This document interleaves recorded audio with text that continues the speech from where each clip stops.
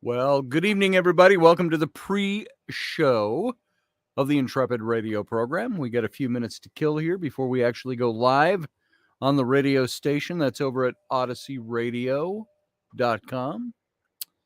And so I think I'm all set up tonight. How about that? I think I'm ready to roll. As a matter of fact, it is almost time to click into the live stream just to hook up to it. So at 4 minutes and 25 seconds past the hour, the show starts live at Odyssey Radio, just in its audio format. So you can catch it there. Hey, Leslie. All right, I'm going to click into this. And we'll get us going. Oh, I got to plug in the headset. See, there's always something that I'm not thinking of. I got to turn my computer to get at it. Hang on. Why Apple builds its computers this way. So anything you have to plug into it, it's on the back. And this is a huge monitor. So it tends to, you got to turn the whole kit and caboodle to get there. All right. So we've got the recording going for audio. We've got the stream. We've latched into the stream. And we're ready to roll at 4 minutes and 25 seconds. So how's everybody doing? Hey, Donna Ivy from Pensacola, Florida. Good to see you. Donna Renee Ivy. So glad to have you in here tonight, Donna. And glad you stopped by. Hope you find the show fun and enjoyable, even though the topic's a little touchier tonight. Maybe touchy was the bad word to use for sexual assault. I should have said delicate. We don't do delicate around here very often. So we're going to handle it like we do everything else, good-naturedly and in stride. And we got about 2 minutes left, and we go live on the radio station. So all you're experiencing here, if you're new to the channel, is this is the pre-show, which isn't really a pre-show. It's just the 4 minutes leading up to the show. Hey, Doug Stack, Grumpy Stack, how you doing, brother? Field Guy is here. Leslie Holker's here. Master Finn is here. Good to see you. And who else we got in here tonight? So far, we saw Donna. And I think there were some people way early on, but that doesn't pick up when the show starts up. So we got 3 minutes and 5 seconds after. So we got about a minute and 15 seconds before we go live. These are my radio glasses. Sha-na-na-na-na, sha-na-na-na-na, my radio glasses. That didn't go together, did it? Donna was here. It was Donna. Where'd she go? Where'd she go? Oh, I don't see her now. She must have left. Even her old hello isn't here that I can see. Oh, well, maybe she does not want to participate. Oh, there she is. Hey, Donna. Hey, Delaney. Pearl Jones. Good to see you. You call her Delaney Jones. So good to see you in here.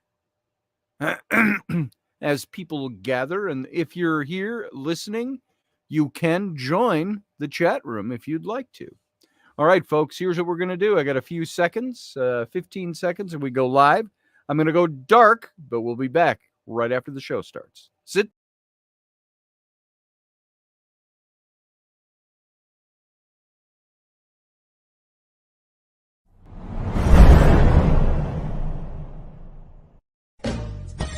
Are you looking for a really awesome and amazing graphic designer? How about an illustrator or a photographer? This is Rainey Roberts, and I wanted to tell you how you can get my designer, illustrator husband, Scotty Roberts, to work for you on your project. Do you have an awesome self-published book but no cover, or even worse, a cover that really sucks? Do you need a kick-ass logo for your company or some f***ing awesome graphic designs for your ads or website? Then get in touch with my husband for the best f***ing awesome kick-ass design and illustration. He knows his stuff and he's been at this for more years than I've been alive. Go to ScottAllenRoberts.com. That's Scott with 2 T's, ALANROBERTS.com to take a look at his online portfolio of work or call 651-468-8115.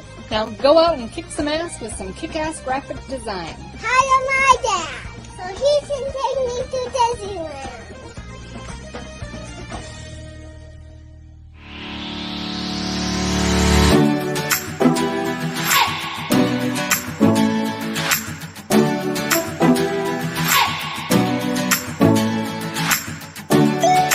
You're listening to the Intrepid radio program with Scotty Roberts. Intelligent talk.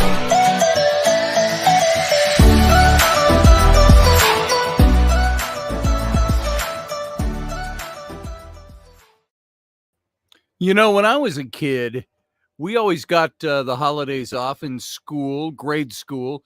I don't remember ever getting the full day off for Christmas Eve or Easter Eve, which is Good Friday, I guess. And but I think my kids must have the day off tomorrow because they're all sitting upstairs with mom and with grandma watching movies.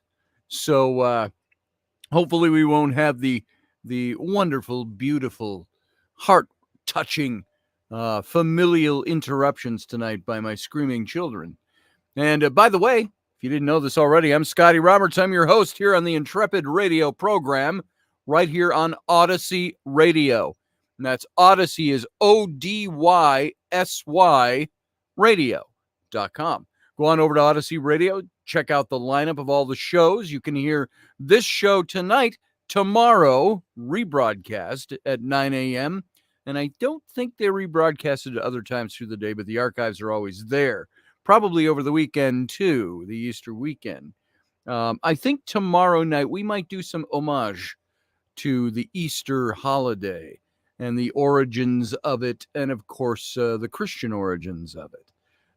I think that's only proper and it's only right to do that. And so we're going to talk about that a little bit tomorrow night. And you can also hear this show tonight, not just audibly like over on Odyssey Radio, but through the stream there. But you can go over to YouTube, and some of you may already be here. I'm actually broadcasting and sitting in my StreamYard studio, which I'm watching the chat room. Most people are over at, when they come to chat, the Intrepids, they come over to my YouTube channel, and that's youtube.com/Scotty Roberts. And if you're over there, you can hit the little join button down below the window, become a member of this channel, and subscribe. Don't forget to subscribe to the channel. And you can also go over to Facebook. It's facebook.com/Odyssey Radio to see another outlet of this video simulcast tonight. So I want to thank you for being here. And I want to say welcome to some of the guests over in the fellow Intrepids over in our chat room. I got Barbie D and Field Guy, Grumpy Stack, Donna Renee Ivy is here. Who else we got? We got Leslie Holker is here. And Master Finn, my first in command, over at the chat room on YouTube. And we got a few other people there. If I missed you guys, fret not. It's not because it was an act of omission. It's just not enough time to go through and just check out everybody that's here. So I want to start thanking you all. I want to thank you again, all of you, for being here tonight. And before we get rolling on what is a very touchy topic, and I, as I said in the pre-show, I probably used the word touchy inappropriately here or improperly for the topic at hand. Because it's more a delicate topic. But as with everything, I want to treat this with openness. We can talk about stuff like sexual abuse, sexual assault. Let's talk about it without being grim about it. We can talk about grim things and still keep our senses of humor, still keep intact our lightheartedness, our love of life, our zest, our zeal, our enthusiasm, whatever, but still deal with a touchy topic or a delicate topic. And so, but before we do, I wanted to invite you to this little article I saw on Elon Musk, who, as most of you may have heard, he bought out a controlling share of Twitter, mostly because he was moved to try to restore Twitter to its former self and try to bring back free speech to Twitter, stop the cancel culture that's happening on Twitter. And now he's also dealing, but he only owns 9% of the shares, which gave him a major shareholder. He's the largest shareholder.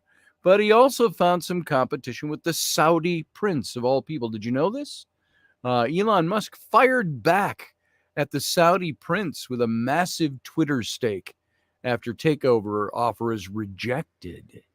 So Elon Musk fired back at billionaire Saudi prince, who is one of Twitter's largest shareholders, after the royal rejected his offer to buy his share of Twitter.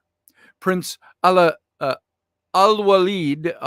bin Talal Al Saud, chairman of the Kingdom Holding Company, a Riyadh-based conglomerate, said Thursday that Musk's offer to buy Twitter for $43 billion was too small. He says, I don't believe that the proposed offer by Elon Musk, $54.20, I think, per share, comes close. I think that's what it is, because it's got 54.20. Maybe that's billion. I don't know. It doesn't say. I don't think it comes close to the intrinsic value of Twitter, given its growth prospects, is what the Saudi prince tweeted. And he says, being one of the largest and long-term shareholders of Twitter, Kingdom KHC, I reject this offer by Elon Musk. Now, in response, Musk posed two simple questions in public to the Saudi prince on his Twitter feed. He asked this. He says, how much of Twitter does the kingdom own, directly and indirectly? And what are the kingdom's views on journalistic freedom of speech? Those are the two questions he shot at the Saudi prince. The second part of Musk's tweet seems to be a dunk on Saudi Arabia's atrocious record of human rights abuses and in opposition to freedom of the press. The Islamic Kingdom doesn't permit an independent media and keeps journalists under close surveillance. According to Reporters Without Borders, which ranks the country as one of the worst in the world for press freedom, U.S. intelligence has blamed the Saudi regime for the brutal murder of Washington Post journalist Jamal Khashoggi. I've heard his name many times. I never said it, so I had to say it. Khashoggi, which officials say was personally ordered by Crown Prince Mohammed bin Salman.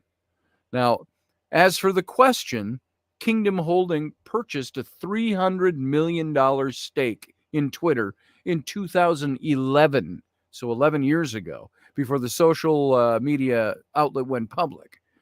At the time, Prince Al-Walid, I invert my consonants on that one, Al-Walid reportedly gained more than 3% ownership of Twitter. Now, according to the company's website, KHC and His Royal Highness Prince Al-Walid personally increased their ownership in October of 2015, which jointly account for a major shareholding in Twitter. Now, KHC also holds large stakes in two major corporations, such as the Four Seasons hotel chain, Uber, Lyft, and Citicorp. And those are all owned by the Saudis. Twitter are large, the majority shareholds. Twitter's been harshly criticized by conservatives especially, who say the company has inconsistently that it inconsistently enforces its rules against hate speech and violence against some people, notably former President Donald Trump, while permitting accounts from brutal dictatorial regimes like Saudi Arabia to freely spread propaganda on its platform. Now, Musk's bid to take over the company comes days after he purchased a 9% stake in the company and declined to join Twitter's board of directors. Musk said in a statement that he's invested in Twitter because I believe in its potential to be the platform for free speech around the globe. And I believe free speech is a societal imperative for functioning democracy. But in comments at the TED 2022 conference in Vancouver Thursday, the billionaire Tesla CEO, the world's richest man, acknowledged he's not sure his takeover attempt will be successful. If he fails to complete the takeover, Musk said there is a plan B, but he didn't elaborate on what that was. So I think that's very interesting. We had all heard that Elon Musk, in the news, we had heard that he had taken over Twitter. Well, the reality of that is that he bought the majority of shares and was working toward a takeover of Twitter. And because he wants to restore it to democratic ideals and free speech ideals. And so I don't know what you think of that, but we've seen it's kind of funny. Why do conservatives seem to see this and complain about it and bellyache about it, but liberals seem to not care that social media outlets close down free speech on people that they don't want people to know anything about? And they shroud it in, well, it's misinformation and so on. Well, who are they to gauge what is misinformation? And why are other places, why was Putin allowed to keep his Twitter account, but Trump not? Those are the big questions you have to ask. And you have to ask, is it really something that's for free speech? Not just because it's Trump involved, the question, but because it's something that is actually out there and exists. Brianna Learman's here. Hey, Brianna, you cut your tongue on the Apple part already, like always. Your Apple computer part? What are you doing licking Apple computers, Brianna? That's odd. That's weird behavior. So, because the left allows mainstream media to think for them, says Leslie Holker. They don't know the truth and they wouldn't recognize it if it slapped them in the face. And see, now that's spoken like a true conservative. I appreciate and I agree with what you're saying, Leslie, but I try to always approach these things from a common sense standpoint. And I say, I might believe politically, ideologically this way, but I don't understand how the common sense eludes people. If we are a country that was based, we formed a constitution. We have amendments to that constitution. We're a country where companies like Twitter, like Facebook, like any other large corporation that's United States based, these companies all grew out of the fact that they, what's the word I'm looking for? They enjoyed the benefits of the Constitution and of the amendments that are there. Yet, when it comes to the way they practice, they don't practice the same way. I would think that any company that has benefited from the Constitution should support the Constitution in its fullest. So there you go. Now, I've heard the argument that a company isn't the government. The Constitution guarantees that the government cannot take away your right to free speech, but a private company can? That's interesting. If you're on their platform, I guess, they can call the shots. But should they be able to call the shots with rules that are inviolate of constitutional principle? It's a good question to ask. Ask yourself that and ask what's going on. Yeah, I got to scroll up, Brianna Learman. I can't do that right. Well, I could, but because I'm really curious now to know how you cut your tongue on an apple. Let's see. Blah, blah, blah. Blah, blah, blah. Caramel apple suckers are better than Twitter, she says. I'm currently having one of those suckers, Brianna said. And yeah, cut my tongue on the apple part already, like always. Oh, the hardcore apples core, no pun intended, of the caramel apple suckers. And there you go. Well, Brianna, we will fast and pray and light candles for the quick healing of your tongue. And thanks for being here, despite the wounding. All right, tonight, this is a harsh segue. I'm just going to walk right into it now. I put up a topic for tonight where we're talking about sexual assault. And sexual assault's a very real thing. Sometimes I think claims of sexual assault go a little overboard. I have never gone along with the notion, and I think the fractured notion, that just because a woman says so doesn't mean it's truth or the truth of the matter. I got into a little bit of a debate with somebody over that once, who was telling me that I was wrong-headed for saying that. And I said, well, let me ask you a question. I asked this friend of mine of a long time. And this was in public online. He was challenging me. And I said, well, let me ask you a question. I said, if a woman came along and accused you of something you know you did not do, would you still believe her? I said, because according to what you say is just because a woman says so, we need to believe her. Now, I think that there are fine lines that get crossed in there. Maybe I'm being too simplistic in that. But the notion, when the Me Too movement arose, the notion that just because an accuser says something does not mean it is so. This is why we have the system of jurisprudence in our nation that we enjoy. You know, prior to this, the system of jurisprudence under English law was one, and I'm talking back when we rebelled against England 250 years ago, was that you could be accused and you were deemed guilty until you could prove yourself innocent.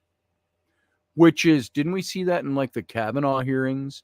Don't we see this kind of stuff going on all the time? Guilty in the eyes of the public court is that you are guilty if accused of something like this. And you have to work really hard to clear your name of the accusation, because a woman wouldn't make that accusation unless, of course, she was telling the truth. This is what we were told. And some people buy that. I don't buy that argument. I don't buy the argument that just because somebody says something, or in the case of abuse, where it comes up with a woman accuser, I don't believe just because somebody accuses that that's the truth of the matter. Now, she might believe that's the truth. Even go so far as to say she might believe it's the truth of the matter. But it does perception. Since when does somebody's perception of something guarantee the outcome they're looking for legally? It doesn't. So this is a tough topic. I think very true, says Barbie D. I know of a case in Peekskill about a high school boy, and he spent 30 years in prison until we found out it wasn't true. I felt so bad for that man. There are people that fall through the cracks, and you know what? I would rather have, listen to me very closely on this, I would rather see a crime go unpunished than an innocent person have to pay the price for a crime they did not commit. Our system is built that way. There's going to be cracks that get fallen through. There's going to be people who suffer an injustice. There's going to be people who don't have justice served. But I would much more prefer that I would much more prefer that a guilty person go free than a non-guilty person or an innocent person gets incarcerated or gets convicted of something they didn't do. That's what our system is there for. It's to guarantee that you are innocent until you are proven guilty by a preponderance of the facts. So there you go. So tonight, I wanted to talk about this.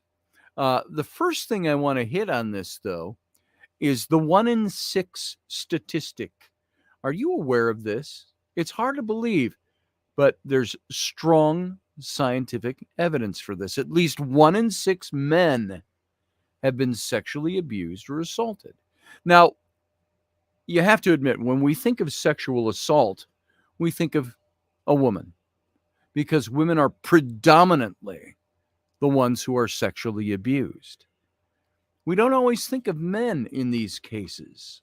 Now, I've said so on this show before. A couple of times I've talked about my case, but and the first time I talked about this, I was told, I was actually reprimanded by a radio station. It's nobody you know. This was 15 to maybe 17 years ago, just about the same time Rainey and I started dating. I had done a radio show, and I was brought in to talk about something, and we lost a guest, and I couldn't talk about the topic without the guest, so I talked about my own story of sexual abuse as a child. I was sexually abused as a child.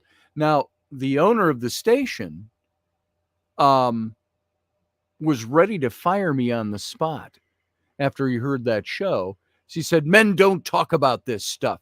Nobody wants to hear about that." And I said, "You know what? I'm not bashful about that. I will talk about a lot of things on the radio. There aren't many topics that are off limits to me." And I have always learned that when you present your own vulnerability, it is the way to get ears to listen to what you have to say about it. And Johan, it is Thursday. It's Thursday, brother. And do I have the wrong day on the show? Does it say Wednesday or something? I may not have changed it. I copied bodies of text over and replaced with the new stuff. I might have left Wednesday on there from last night. So that's what I do sometimes. Sorry about that. Hey, Romeldian, good to have you in the chat room as well. So I talk about this stuff, and it doesn't bother me anymore. I talk about marriage. I talk about divorce. I talk about child rearing. I talk about all different kinds of psychological topics. I talk about ghosty stuff. I talk about paranormal things. I talk about travels to Egypt and other places in the world. There's a lot of things that I spend my time talking about on this show. And I figure if I'm going to talk about all that other stuff, I can talk about this really touchy stuff too. And it shouldn't be a problem.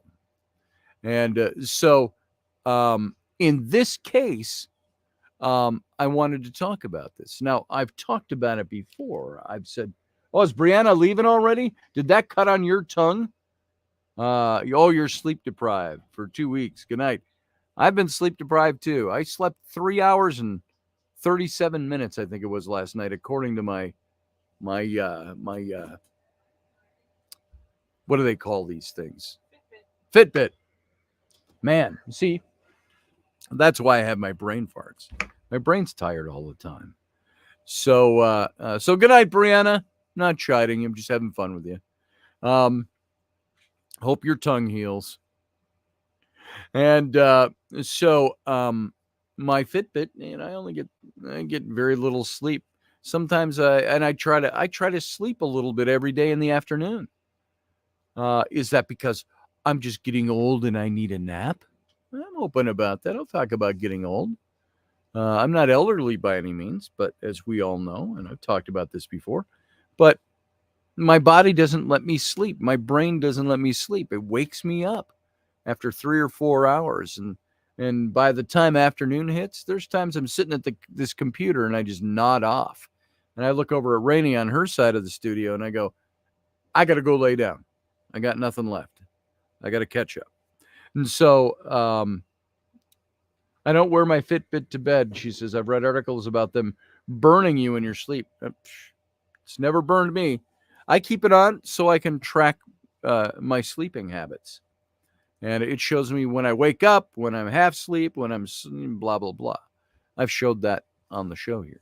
Well, anyway, all of that to say, when I talk about sexual abuse, I've never had a problem with that. It's just another facet of who I am.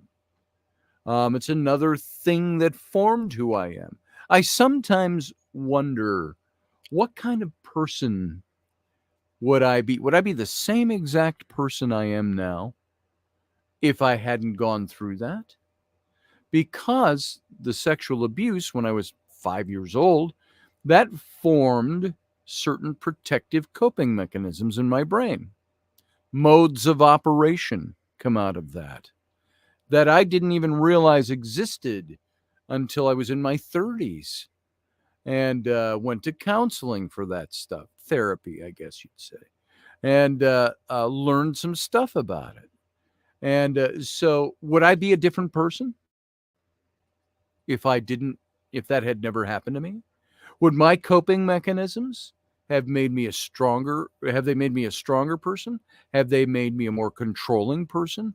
A weaker person? All of these things come in. There's all these questions at hand. So, knock wood, Scotty, says Leslie. My brain goes into hyperdrive when my head hits the pillow. Boom. Yeah, mine too. Knock wood. I'm not sure what you mean by that. It's something I said, but I'm 61 years old now, and I think that there are things I came to cope with 30 years ago. That there's a thing that happens when people don't let go of the things that happened in their past. They hang on to them. They're like, I'm damaged because of this. They say, I'm damaged. You've got to treat me like a damaged person. But they've never let go. They keep camping at the feet of the wrongdoing that happened in their past, be it an abusive relationship, a sexual abuse, physical abuse, whatever it might be. And when you can't find a way to let that go and move on, you don't heal from it. I believe I've healed from that because I don't look at it as something that I still remain camped at its feet. Nah, it's something that happened in my past. I can go back through my mental files and call it up very easily and talk about it. It doesn't break me into tears. It doesn't do any of that. I don't have PTSD from it. Some people do. But I chose to make that a thing of my past and leave it in the past. I can go back and reference it. Now, am I unique amongst people that I can have the ability to do that? I don't know if that makes me unique. But I also had never lost the memory of the thing all through my childhood. Now, that's where I ask, are these the things that changed who I was? Am I a different person than I would have been without that? I ask the same question. Would I have been a different person if I had a dad living in the home? Never knew my dad till I was 30. So is that something that made me who I am? Maybe. These things shape us. What was the old line from a Star Trek movie of all things? I was always a Star Trek fan. And Kirk in one of the movies, the movies with the God character, that the alien God character. And, excuse me, what does God need with a starship? One of the famous lines from that. And at the same time, that in that movie was where Kirk said, I don't want my pain taken away. I need my pain. My pain is what made me who I am. He says, do I need taken out of my memory that I should have turned right when I turned left? No, I don't need that. And so Leslie says, I think it makes a huge difference that you can talk about it. I think anybody, it makes a huge difference that they can talk about these things. So I don't have a problem talking about that. All that to say that. You all know I'm long-winded. So I was looking at this, that researchers have found that at least 1 in 6 men have experienced sexual abuse or assault, whether in childhood or as adults. And this is probably a low estimate since it doesn't include non-contact experiences, which can also have lasting negative effects. you had such an experience or think you might have, you're not alone. Now, there's a lot of guys I know, we're not making light of the problem, but a lot of guys go, I don't think you could sexually abuse me. Guys are like, yeah, I wish that she would touch me in an inappropriate way. And we say that flippantly.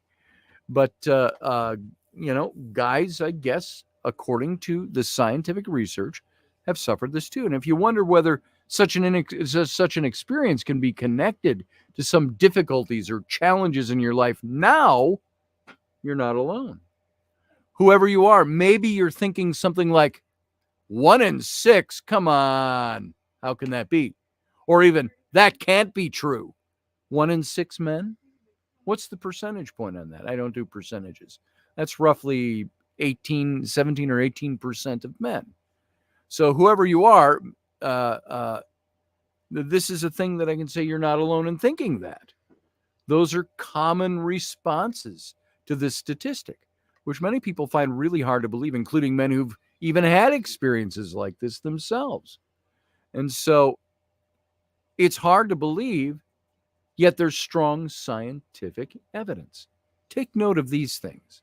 Researchers use sexual abuse, the term, to describe experiences in which children are subjected to unwanted sexual contact involving force, threats, or a large age difference between the child and the other person, which involves a big power differential and exploitation. You have to look at, there's a guy named Dr. Jim Hopper. He wrote Sexual Abuse of Males, and there's a detailed discussion he had on these very points. And discussions, definitions, research methods, including how some result in lower estimates than 1 in 6. So large national surveys using telephone interviews with few questions, things like that. So having such an experience doesn't mean a boys will definitely suffer some kind of significant long-term negative consequences. That depends on several factors. Now, one of them I would think would be that men are different. We're wired. I wanted to say biometrically. That's not the word I'm looking for. We're wired on a very different basis than a woman is wired.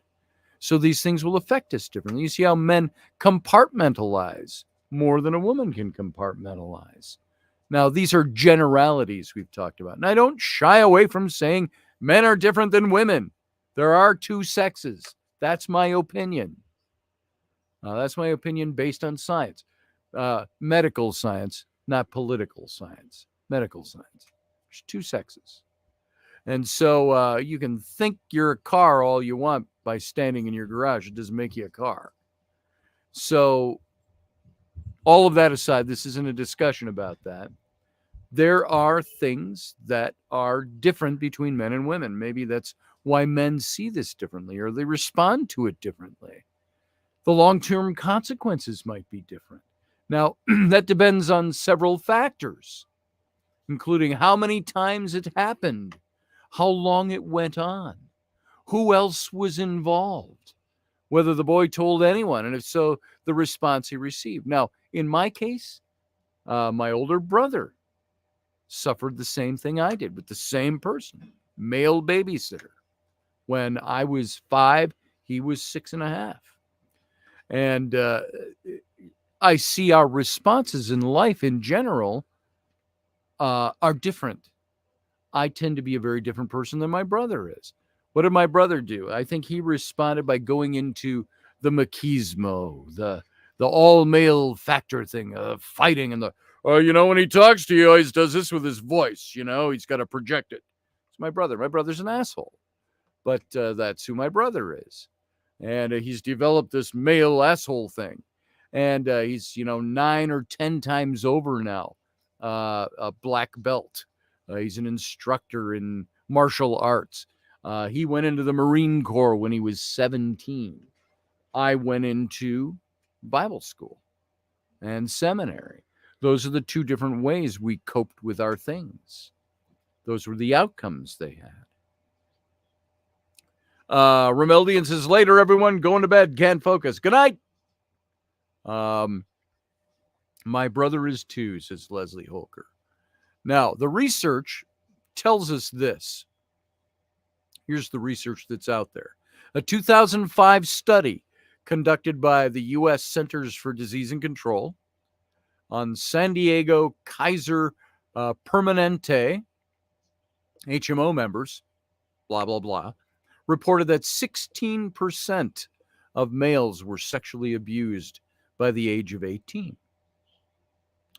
A 2003 national study of U.S. adults reported that 14.2% of men were sexually abused before the age of 18. A 1998 study reviewing research on male childhood sexual abuse concluded that the problem is common, underreported, underrecognized, and undertreated. A 1996 study of male university students in the Boston area reported that 18% of men were sexually abused before the age of 16.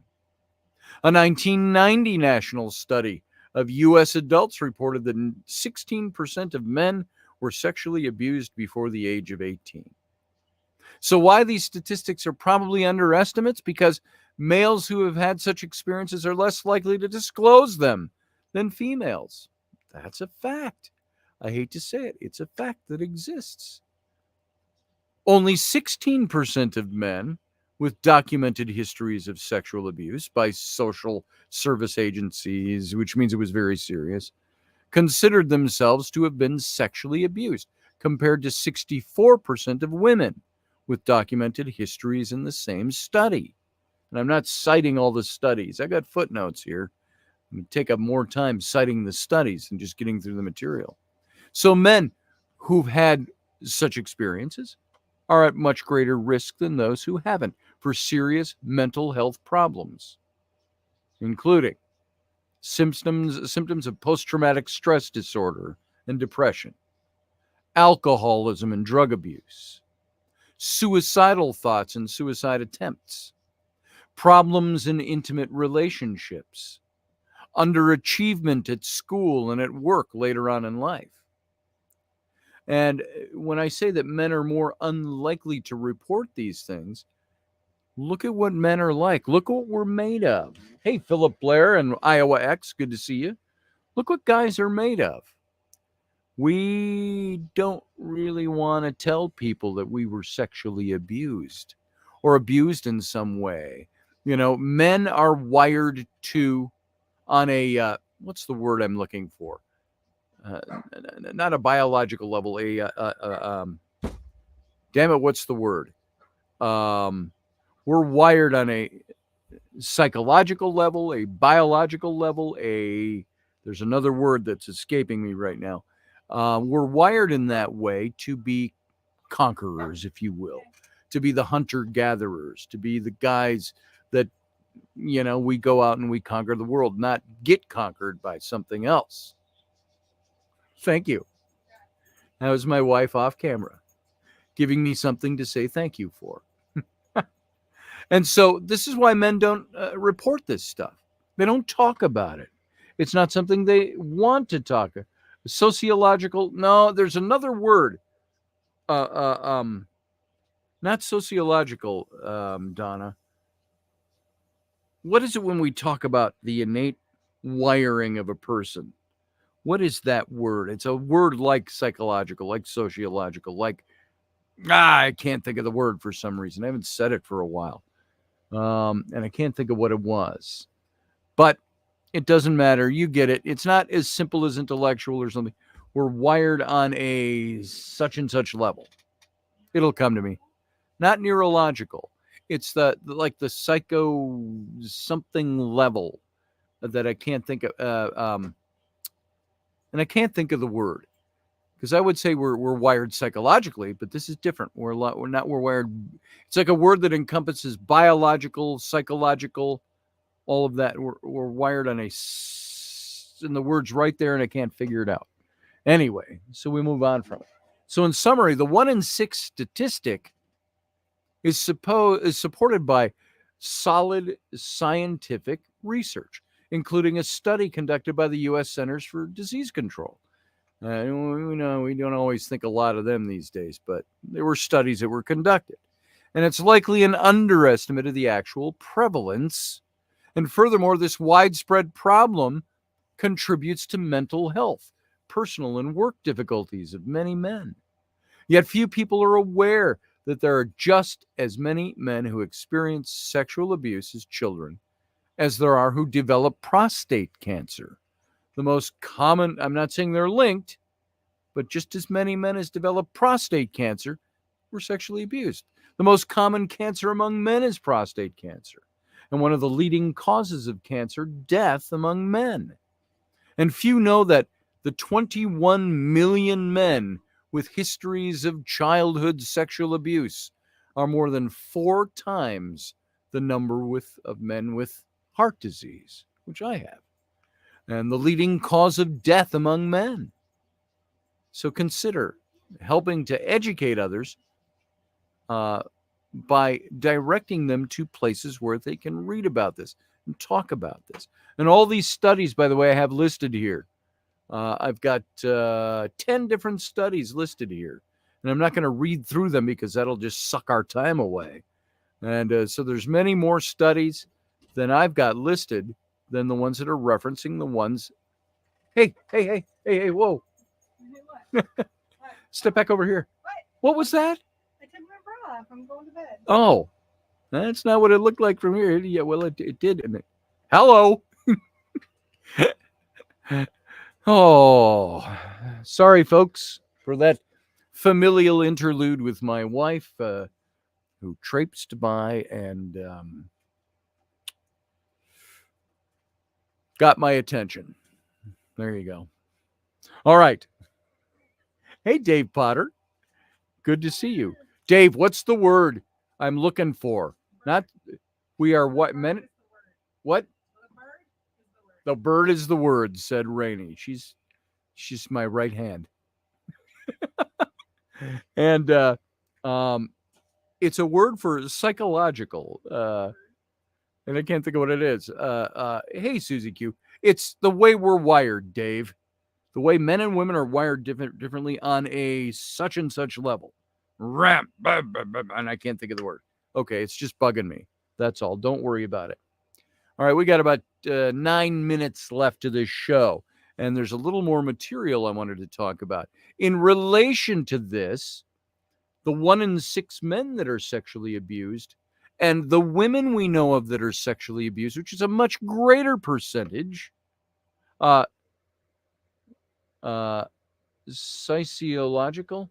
physiological. Yes, that's the word I'm looking at, physiological. We're all wired on a different physiological level. Why couldn't I think of that word? I've said it a million times in relation to these things. All right, moving on. Physiological level. All right. There's 3 ways. This is going to apply to a lot of people who have gone through this and still go through this. 3 ways to respond to a sexual assault. Disclosure. When someone discloses an assault, be prepared to respond in helpful ways to them. This is the 1 in 6 males. These are the millions of women that we know. Not personally all of them, but you know what I mean. When people disclose that they were sexually assaulted, they commonly encounter negative reactions. I talked about the one radio station I was with years and years ago that told me men don't talk about this and didn't want me to do a show. I think I did get dropped from their lineup as a result of that, talking about my sexual abuse. It was that article that I've read here, that article I wrote on the Captain Kirk. Oh, Captain, my Captain. Go to my academia page. If you go to my website, scottallenroberts.com, click on the articles link at the top of the page, and you'll see the article entitled, Oh, Captain, my Captain. And you can read that article, and you'll know what I'm talking about. So listening carefully and being ready to offer practical help are keys to responding to sexual assault disclosures. Supporting survivors in the aftermath of sexual assault is important, but so is providing support over a long term. How do we deal with this stuff when it's presented to us? Sexual assault is dreadfully commonplace. And it's so common that many of us are likely to hear disclosures from people we know. And when survivors do disclose, it's often to friends, family, or other informal support people. I'm writing a book for somebody. I'm helping him write his biography. There's a specific purpose he's writing this at an age that's 10 years younger than I am. But he disclosed to me, I've known him for 20 years, and he just disclosed to me yesterday. For the first time, I heard that he had been sexually abused when he was a child.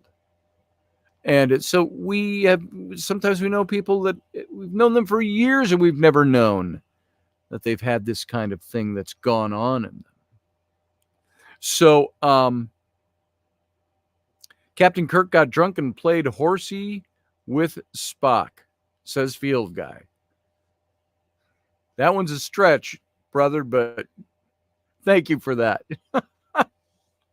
How we respond to sexual assault disclosure matters, sometimes for the worst. The worst. Unfortunately, there are many unhelpful, even hurtful ways that we respond to disclosures from people. For example, survivors describe people taking away their control, minimizing what happened. Oh, well, is that really assault? That's not really treating them differently, even blaming them for the assault. Well, yeah, if you didn't walk around braless all the time, maybe guys wouldn't be attracted. That's the kind of bullshit we hear, isn't it? No, sexual assault is on the person committing it. Now, are there ever situations where a person can draw the opposite sex in and be assaulted? Sure there are. You can draw the other sex in never wanting to be assaulted, never having that as your purpose. That happens. But for the most part, we're talking about overall. These people who are assaulted are people who have been assaulted, not because they wanted it, not because they drew it in, not because they dressed poorly. People blame other people for their assault. These kinds of negative reactions to disclosures are linked with worse psychological outcomes over time, according to dozens of research studies. The good news is that we can learn new ways to respond to disclosures, to be more helpful to survivors. And there's 3 steps you can take to be ready to respond to sexual assault disclosures, guided by research. Now, there's a lot of information with each one of these. I'll give you the 3 because we've only got a few minutes left. You have to listen with an understanding of trauma. You have to understand what trauma is, what it means. Sexual assault is a traumatic stressor. People have different kinds of responses to trauma. Some guys go to war. Some people go to war. They can handle the shooting and the killing and the bombing. And they come home and they're like, I did my duty and I did what I needed to do. Glad to be home, but, I did what I needed to do. Other people will come home and they will have PTSD. Some commit suicide because, and that's another big topic I want to talk about on this show one of these days. The second one is you offer practical help. And after sexual assault, survivors might want or need a range of different kinds of resources. They might want academic help if they're in school. They might want psychological support, medical services, information about what it's like to file a police report, et cetera, et cetera. You can make a difference by sharing resources. The third one of how to make a difference when somebody discloses to you is be in it for the long term, for survivors and social change. If you open yourself up to hearing a disclosure from somebody that you are close to, be prepared for being there for the long term for that person. And it might diminish and not be a problem ever again. But in the aftermath of a sexual assault, post-traumatic stress disorder, depression symptoms are commonplace. Other health problems might emerge. They might persist over time, from chronic pain to sleep problems to suicidality, if you've ever heard that word used that way before. So survivors who report their assaults to the police, schools, work agencies, workplaces might be involved in investigations that unfold over weeks and months. So healing isn't a moment. It's a process. And it's often a very long one for people. Along the way, you'll likely discover that sexual assault and other forms of violence against women diminish all of us. Against men, diminish all of us through impacts on individuals and communities. And that's where I got to cut that off for tonight, folks, because we've got, frankly, 1 minute left of this program and we're done. I would have liked to take in more of your input. We're going to stick around after the show in the YouTube channel, where you can, if you stick around, it's the Captain's Cabin. The Captain's Cabin. Arr. You can come and we'll keep talking about this. If you want to have some comments, we'll address some of your comments and some of the stuff that's going on there. For now, we got to kind of say goodbye to our radio audience over at Odyssey Radio. I want to thank you for listening to the show in its audio format. And I invite you to come back tomorrow, where we're going to talk a little bit about Easter. So with that, I'm going to tell you, you know what? Live long and prosper, and we'll see you again tomorrow night.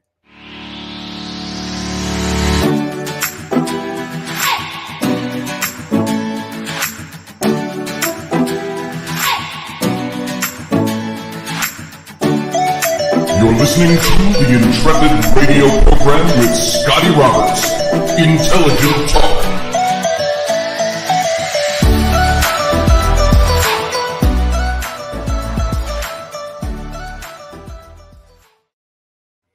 All right, guys, we're back, and we are off air at Odyssey Radio, and all I got to do is punch us out over here from the stream, and I will do that right now. Boom.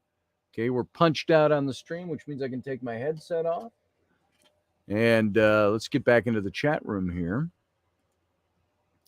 I hope that this was a topic that was meaningful.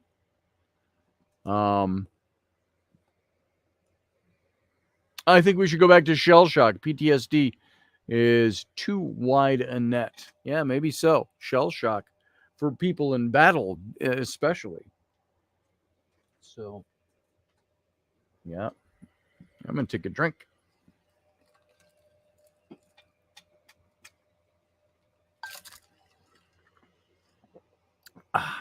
It's not like gulping out of these. You got to kind of sip. Comes out slowly. So I keep taking off my glasses because I don't like having them on, but I need them on to read the chat room. Get your book, says Leslie Holker, at the Sword in the Clay. Yes, definitely. Go on over and pick up your book at swordintheclay.com. I've got a little announcement. I've got a friend of mine from England, and you've met her here in the chat room before, Wendy Robertson.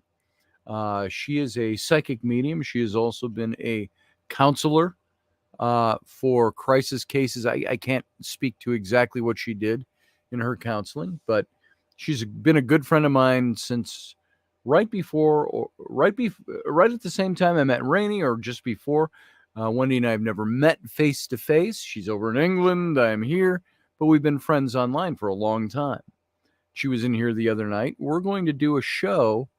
We have to pre-record our first show to kind of introduce you to her, but we're going to try to do maybe once a week, maybe once every 2 weeks, a little show where we can bring her in live and she can interact with y'all.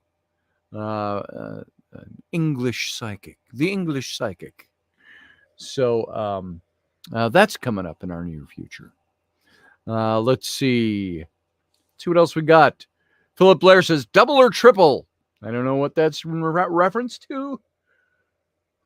Weight loss. Somebody said over here, Leslie said. And absolutely, Leslie Hooker, I lost so much weight, I was down to less than I weighed in 12th grade. It felt like gravity was double or triple all the time when you were really heavy. Yeah, I'll bet it was. Talk to Grumpy Stack. He just lost 200 and plus pounds over the last year and a half. So kudos to him. He made a great goal. He set his goal and he did it. Hey, Michelle Canham Free. Good to see you over there in the chat room. Now, this chat room, by the way, and this show in video format, still going live here in YouTube and over on the Facebook chat room. And they'll go live until we cut it off. I don't know how late I can go. We'll talk a little bit. But how's your day? How's things been going? Happy Thursday. Even though my show, I think it said it was still Wednesday. You got to overlook that stuff. When you see that stuff, just go, he means Thursday. And show up. So stress causes illness, says Leslie, way back. Dave Potter, Uncle Dave came in and said, hey, I'm done with my meeting and I'm here. That's about the time I think Michelle Cannon Free came in. Steve Clark was here. I didn't say hi to Steve Clark. If you're still here, Steve, hey, we still have not opened your blueberry shine. We're going to do that when we can open the box and take our first sips online. Rainey and I are going to do that together. And that's coming up. Maybe on Sunday. Maybe that's a Good Friday show. I don't know. Is that a good Easter show? Probably not. Dave Potter said Olson. Some males that's been abused, but in business running away from it all, trying to get away from it, says Steve Clark. Dave Potter said Olden, then he said Olson. Not sure what that was about. Susie Q said hello, and I couldn't stop. I think I said a quick hi to her while the show was going. Genetic, no, that wasn't the word, Philip. We figured out physiological. That's the word I was looking for. Men and women are wired on a physiological level, are wired very differently. That's why we don't think alike. That's why we say there's male and female English. Why do you think that exists? Because we're wired differently. Why does a woman think, well, guys, they're kind of dumb. They're kind of worthless. Why do guys think women don't get what we men get? They're not logical. It's because both of those things are a little bit true from the viewpoint of the physiological wiring differences. So, I see Matthew Sainsbury was in and out with lots of comments. Good to see you, Matthew, again. How irresponsible to discourage men from talking about abuse. It has to add to the suicide rates. I'm sure it does. I had to wait 16 to 20 hours in the AE department for a doctor at the Queen Elizabeth Hospital in Barbados for a doctor to see Dad. That's a disgrace. It is a disgrace, especially if he was having problems at the time.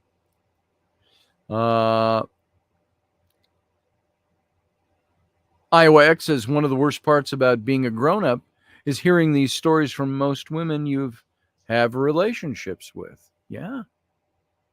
My own wife has her own stories. My ex-wife had her own stories. So there are very few people I know. It's like the cartoon I saw. The therapist that I saw, she was a woman in my office building, and I would run into her all the time out in the atrium. And we'd chit-chat for a little bit. And I said, I'd like to talk to you about a couple of things professionally. And so she'd schedule me, and I'd come in. We were on the same floor on the opposite ends of the atrium. And we got to talking about stuff. And trying to think of exactly what I was going to say about that. I got so wound up in telling about this story of her. Oh, she had hanging on her office wall when you walked in the lobby of her office. There was a bulletin board and there was a little cartoon on it, like a Far Side cartoon or something. And showed an auditorium in a theater, all the seats. And they were all empty except two. And there was one person in the back and one person up here down front. And the banner hanging from the balcony said, the annual conference for people from non-dysfunctional families. Two people in the audience. So yeah, Iowa X, sometimes it's crazy to hear how many people have gone through this. Dave Potter says, I've helped so many people through this.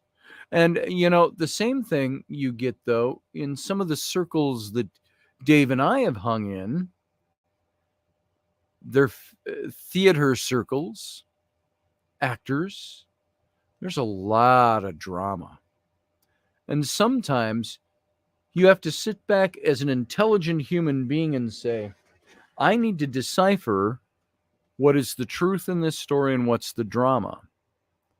In some of the circles we were in with the Renaissance festivals, everybody had to be part of the cause du jour. If one person was abused, everybody had to say they were abused. It was that kind of a thing. I'm not diminishing what may have happened to some people, but I do recognize that there's a drama factor with some people. Philip Blair says, I had someone disclose to me she was afraid that getting help would damage her record, so she couldn't become a therapist, and she was in Germany. See, that's interesting.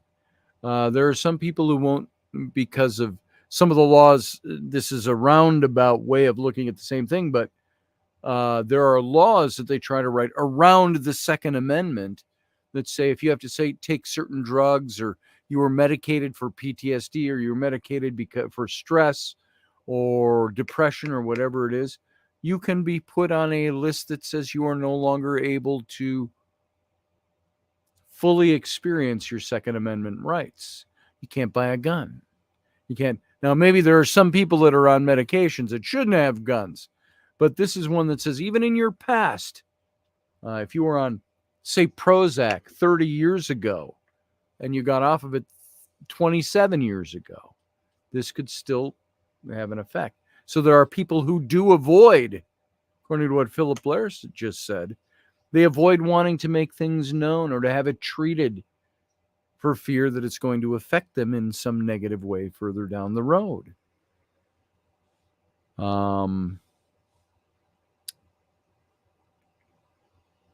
else do we have? Let's see. Stress causes illness, Leslie said. We came back around to that one. It's like a poison in your body. That's very true. We don't think about that. We don't think about how stress. Why do you think with heart patients, part of the diet, the prescription is lessen your stress? That's part of the thing. You don't want to put stress on your brain because your brain affects the rest of your body. Thank you, Barbie D. She said, powerful show. Thank you. I think it's a powerful topic.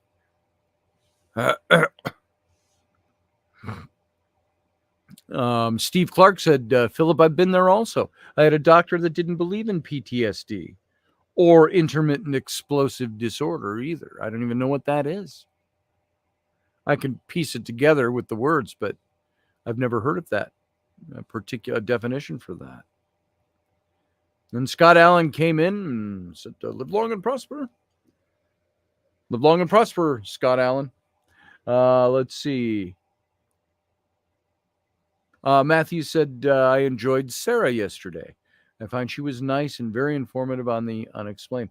Sarah is a beautiful, wonderful person. I've known her since, I want to say 2009, maybe 2010. Might be 2007. There's an event we were at the Stanley Hotel together. She was the psychic. I did card reading, and we all did ghost hunting there with an event. So, Darkness Radio events, Darkness Dave Schrader, put those on. And Timmy Dennis, who, of course, is now Darkness Radio. Let's see. Hey, Scotty Roberts, says Michelle Cannonfree. Hey! Don't you say hey to me, you ugly little girl. What's that from? Can you name that quote? What book, famous book and movie did that come from? Don't you say hey to me, you ugly little girl. Anybody know that? Don't look it up. Don't Google it. If you know it, you know it. If you don't, you know it. That's okay. Don't look it up to give me the answer. So, June is here. Hey, June.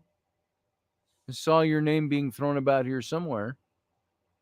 It might have been way back. I don't see you. That's weird. But that quote was Mrs. Dubois from To Kill a Mockingbird. Do you remember in the book how Scout would go, Scout Finch, Atticus's little girl, would go read to the old woman who sat in the wheelchair on her porch? Was it a wheelchair or just a rocker? And she was elderly and ailing, and she would go read to her. But when they first encounter her, she was walking by with her dad and her brother, and she sees Mrs. Dubois, who all the kids were afraid to walk by her porch on the sidewalk because she's a mean old lady. And Scout stopped and just said, "Hey, Mrs. Dubois." And Mrs. Dubois' response, "Don't you say hey to me, you ugly little girl." So, Philip Blair says Crazy Horse was too spirited. Yeah. I've heard that, and I've read that, and I've talked about that on this show before. When we talked about that, we did for 7 weeks. We did a series every night for 7 weeks on Bury My Heart at Wounded Knee. That was 2 years ago plus.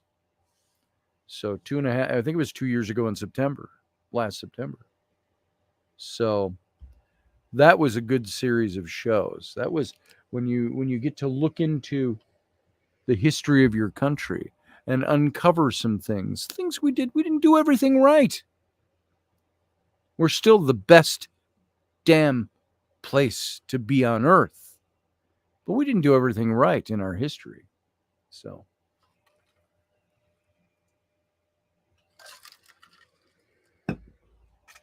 that was a good series. To Kill a Mockingbird, June Shasta says, an amazing book. Yeah, it is. That's been a favorite book of mine since the 9th grade, which for me would have been in 1973, 74 school year, I think it was.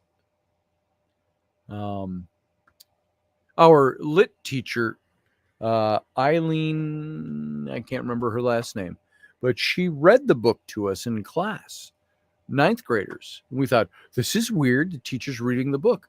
But I think she was probably like I would be. I would read the book to my high school kids in class if I was a lit teacher. So we're going to read this book because it's good to hear. I read that book to my kids maybe 2 years ago now. My little kids, my now 12, 10, and 7-year-old. 5-year-old couldn't have cared less. She heard some things, fell asleep. The 8-year-old girl, could have cared less. Liked the reading, would fall asleep right away. Flynn was into it. Flynn always loved the stories we read. So where we read things like John Carter of Mars, we also read To Kill a Mockingbird. So, you've done poured syrup all over your, was it potatoes or was it his ham? I thought it was his ham. You done poured syrup all over your ham, your meat, whatever it was. Calpurnia told her to stop treating her guest like that. I can't remember his name.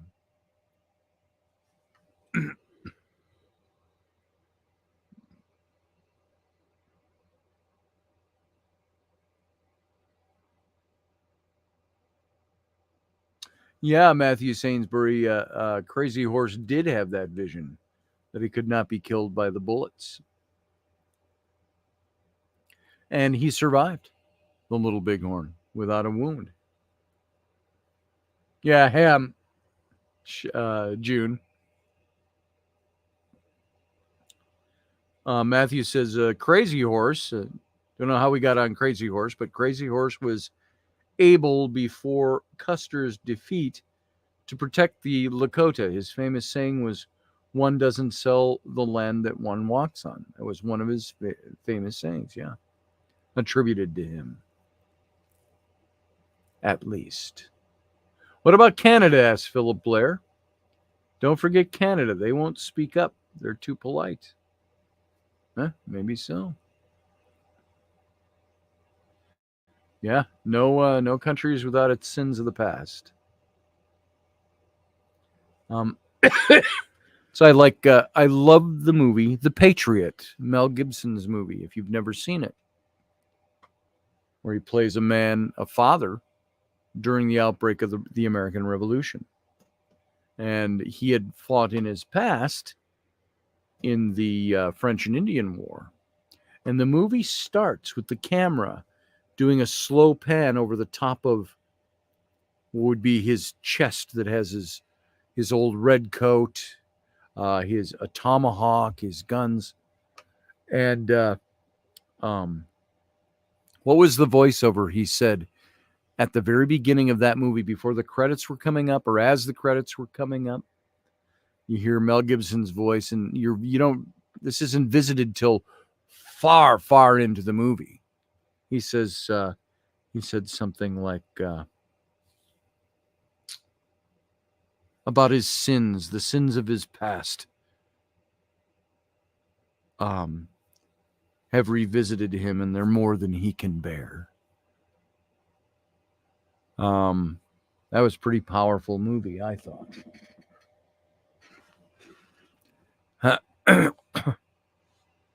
So, yeah, Washington had a lot of stories.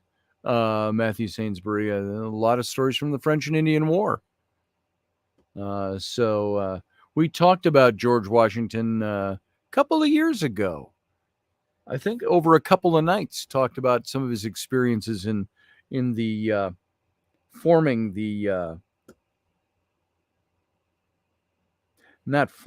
fighting in the British Army in the French and Indian War here in America.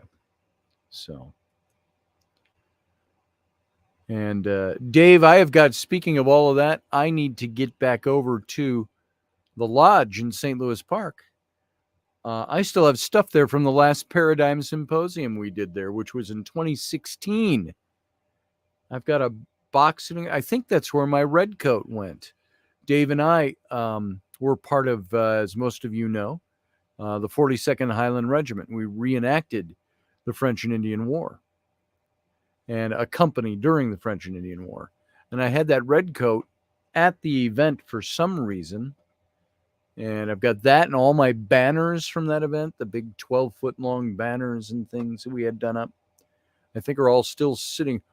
Oh, you have my red coat, Dave? Did you pick that up at the lodge? That's cool. I'm glad it's in good hands. I could live without the banners, but I thought, oh, that red coat might be gone. So it was in a Tupperware tub that was about this tall and long, a long Tupperware tub. And I think I left it. I think I had a bayonet for my uniform was in that box and a couple of other things. I am glad you have my red coat, Dave. Such a non-issue.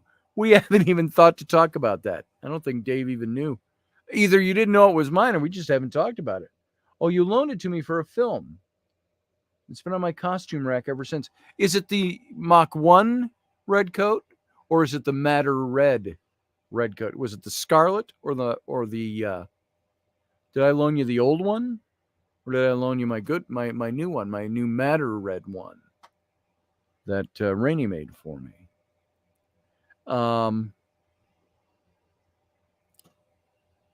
The scarlet one, I thought we took that apart, though. Rainey took that apart for a pattern or something. You might have the madder red one. Madder red, by the way, folks, was the color red of the British redcoats, of the guys in America especially. It was like a brick red as opposed to a scarlet red. Oh, you got the scarlet one. I thought that was disassembled at some point. That's my old one. We did redcoats when we first started with the regiment. They were scarlet, the bright scarlet red, like, kind of like this really bright red. And the madder red was more of a brick red or a clay red. So that coat may still be at the lodge.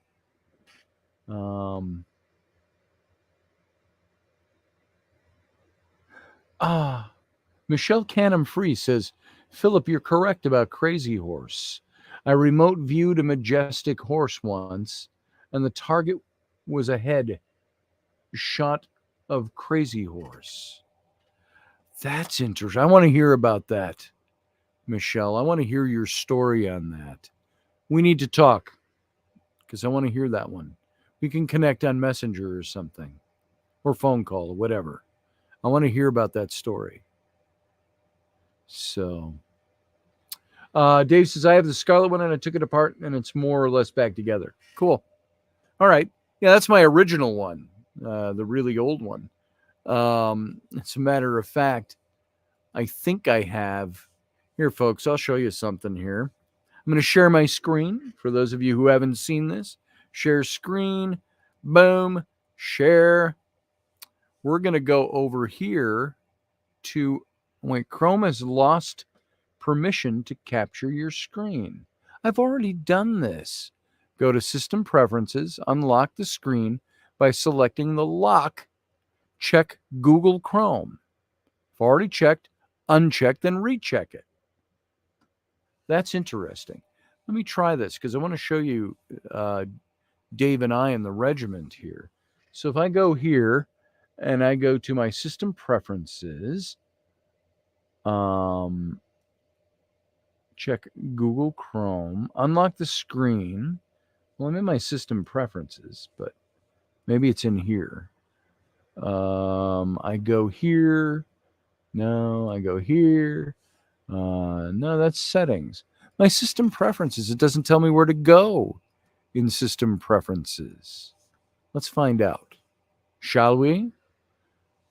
Open System Preferences. Boom. They're open now. Okay. Then it says I have to unlock it and put in my password.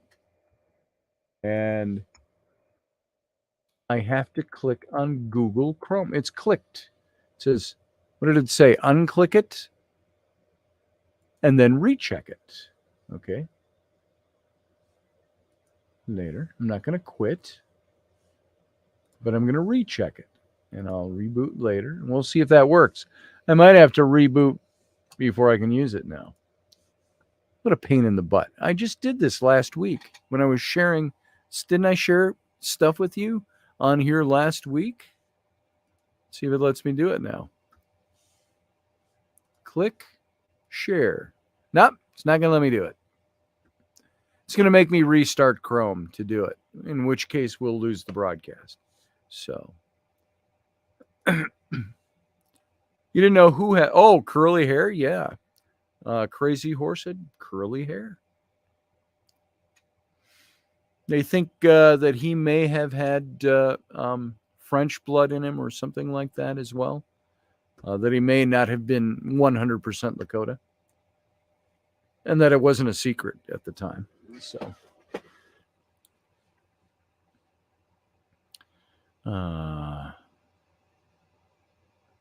So anyway, there you go.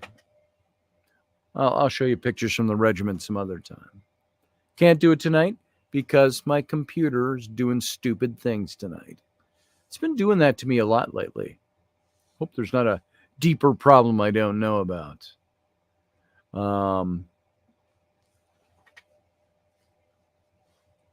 So, folks, that's all I got.